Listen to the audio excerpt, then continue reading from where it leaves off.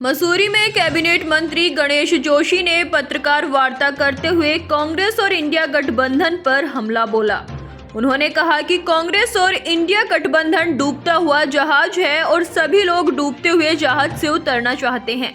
उन्होंने कहा कि लोकसभा चुनाव में भारतीय जनता पार्टी अब की बार 400 पार के लक्ष्य को पूरा करेगी और इस बार टिहरी लोकसभा सीट से ऐतिहासिक जीत दर्ज करेगी। उन्होंने कहा कि पूरे देश में भारतीय जनता पार्टी के पक्ष में माहौल है और इस बार भारतीय जनता पार्टी और उसके सहयोगी दल 400 से अधिक सीट जीतेंगे और प्रधानमंत्री नरेंद्र मोदी तीसरी बार देश के प्रधानमंत्री बनेंगे। उन्होंने कहा कि ऋषिकेश में प्रधानमंत्री नरेंद्र मोदी की विशाल जनसभा में जो जनता का समर्थन मिला है उससे साफ है कि उत्तराखंड की 5 लोकसभा सीट भारतीय जनता पार्टी जीतने जा रही है। उन्होंने कहा कि प्रधानमंत्री नरेंद्र मोदी ने अपने संबोधन से सभी प्रदेश और देशवासियों के भीतर ऊर्जा भरने का काम किया है।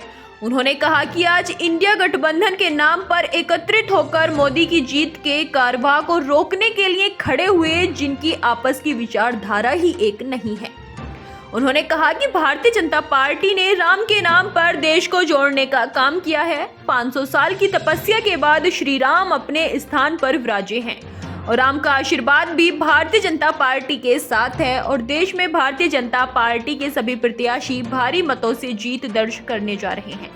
उन्होंने कहा कि कांग्रेस और इंडिया गठबंधन के लोग चुनाव में कहीं भी दिखाई नहीं दे रहे हैं और कहा कि टिहरी संसदीय क्षेत्र से कांग्रेस के प्रत्याशी काफी बुजुर्ग हैं और उनके आराम करने के समय थे, परंतु कांग्रेस को कोई भी प्रत्याशी नहीं मिला, जिस वजह से उन्होंने एक बुजुर्ग पर दांव खेला है, परंतु उससे कुछ होने वाला नहीं है। टिहरी संसदीय क्षेत्र से भारतीय जनता पार्टी के प्रत्याशी माला राज लक्ष्मी शाह 5 लाख के अंतर से जीत दर्ज करने जा रही हैं। कल नरेंद्र मोदी जी की सभा में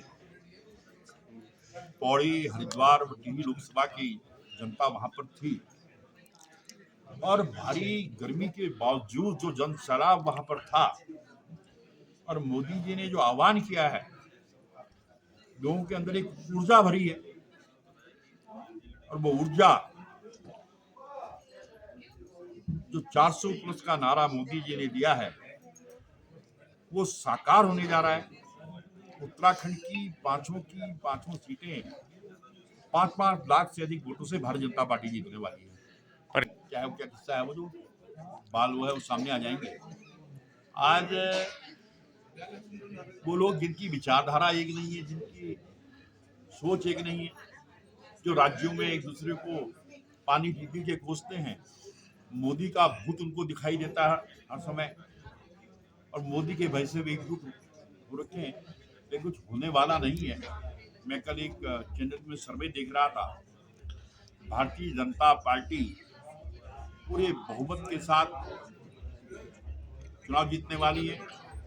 राम के नाम पर तो देश को जोड़ने का प्रयास किया गया है।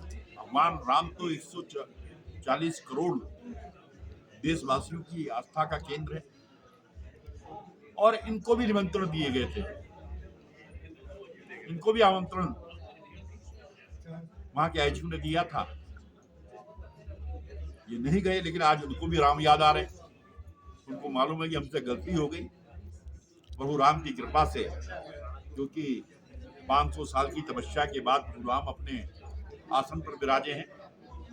प्रभु राम का भी आशीर्वाद भारतीय जनता पार्टी के साथ है और भारतीय जनता पार्टी जो है भारी मतों से तो दूर दूर तक दूरबीन लगाकर आप देख लो, कहीं दिखाई नहीं देती है। आप यही देख लीजिएगा, जो हमारे टिहरी लोकसभा के प्रत्याशी मेरे बड़े भाई हैं, जिनका आशीर्वाद मुझे लगातार मिलता है और जिनको यहाँ की जनता ने, देखो हमारे पहाड़ की संस्कृति है, यहाँ के लोगों ने उनको आराम करने के लिए भेजे। उन्होंने कहा आप बुजुर्ग हो गए हैं, आपको आराम करना चाहिए, यहाँ गणेश जोशी काम करेंगे और लगातार मैं काम कर रहा हूँ। इन कांग्रेसियों की मत्ती भ्रष्ट हो गई है। हमारी संस्कृति में कहता है, जब कोई बुजुर्ग होता है कहते हैं पिताजी आप आराम करो, ताऊजी आप आराम करो, हमारी काम हम करेंगे। उन्होंने उस सज्जन व्यक्ति को लाकर खड़ा कर दिया। कल मैं देख रहा था, मेरे घर के बाहर उपचार कर रहे थे, 8 लोग उनके साथ में थे, तो मुझे तरस भी आ रहा था, लेकिन अब क्या करें, अब ये क्षेत्र के विकास की चल रही है। और जितना काम भारतीय जनता पार्टी ने, नरेंद्र मोदी जी ने इस उत्तराखंड के अंदर किया है, सबका साथ, सबका विकास, सबका प्रयास, उसका लाभ भारतीय जनता पार्टी को मिलेगा।